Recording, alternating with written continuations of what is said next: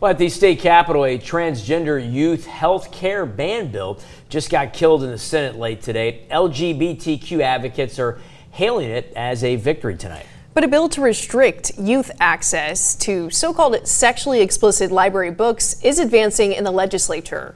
News 15's Ryan Hennessy joins us with the details of this ban that some say targets the LGBTQ plus community. The Louisiana bill, which has advanced out of a legislative committee on Tuesday, would require public libraries actually to implement a card system that prevents children from checking out sexually explicit material without parental approval. An 8-year-old in 45 libraries in the state had access to these types of material.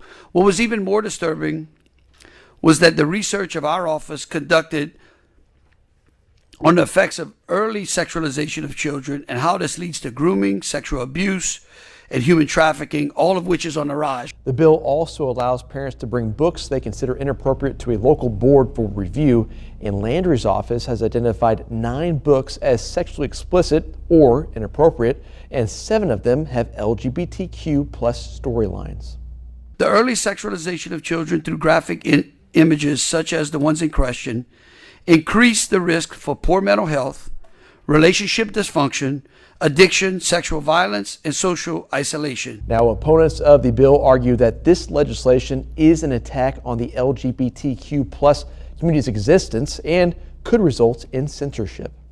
AG Landry is saying that children are being groomed and children are being exposed to things before their time, before they're old enough.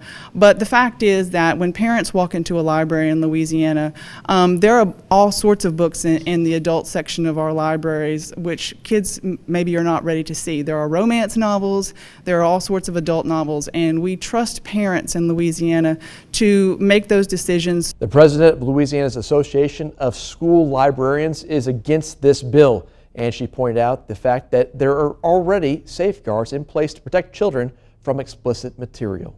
And there's an effort to deceive Louisiana citizens against libraries in our state.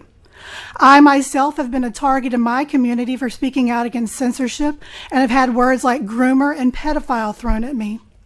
I went from being a community leader to an outcast because I am a librarian.